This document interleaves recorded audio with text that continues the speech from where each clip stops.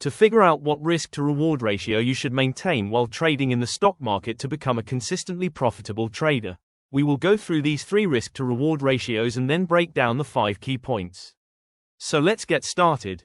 But before moving forward, if you find this topic valuable, smash the like button, and if you're new, don't forget to subscribe and enable notifications so you never miss our latest uploads. I'll see you right after the intro and disclaimer.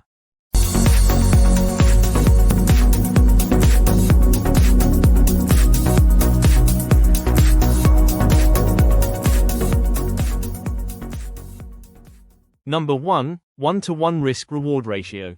If you examine this chart closely, you will notice 2 support levels formed both below and above.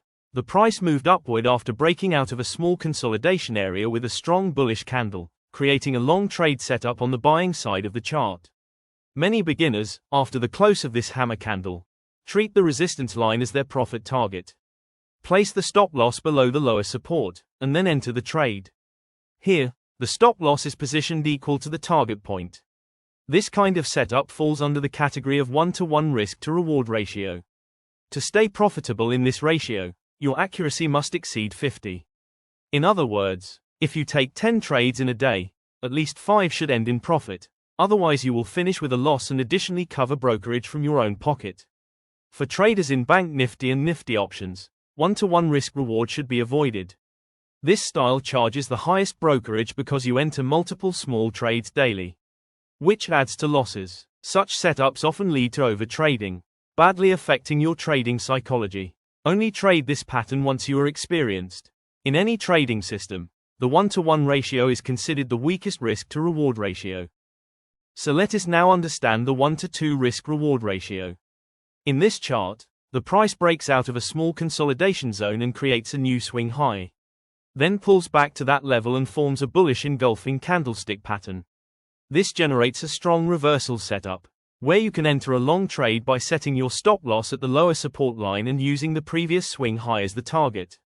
In this case, the target is placed at twice the distance of the stop loss, making it a 1-to-2 risk-reward setup. To remain profitable with this ratio, your trading accuracy should be at least around 33%. This means you need to secure a profit in 3 to 4 out of 10 trades. The profit target must be achieved. If you are a day trader working in options, this setup can be highly profitable for you.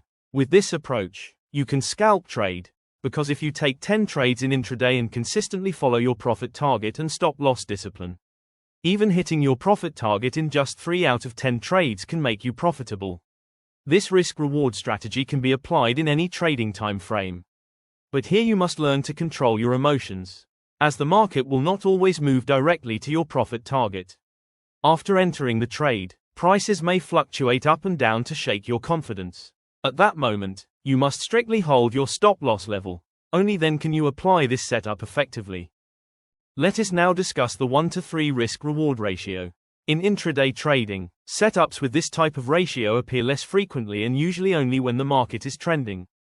That is when you can successfully trade with 1-to-3 risk-reward, because here the profit target is much larger compared to the stop loss. Even with a trading accuracy of just 25, you can still generate profits. This setup works best for traders who prefer swing trading.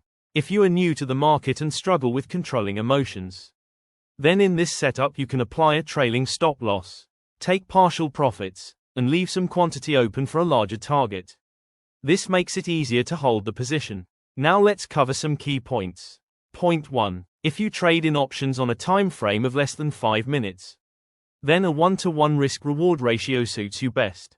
If such a setup doesn't appear on the chart, then the trade should be avoided. Point 2. If you focus on swing trading, then apply the 1-to-2 or 1-to-3 risk-reward ratio. Point 3. Before entering any trade, first calculate how many points of stop loss you plan to place. Enter only if the profit target is greater than the stop loss. Point 4. While entering trades, never keep the stop loss only in mind, always use a proper system and follow it strictly. Take a maximum of 3 trades in one session. If your stop loss gets hit 3 times continuously, stop trading for that day. That's it, traders. Thank you for watching this video.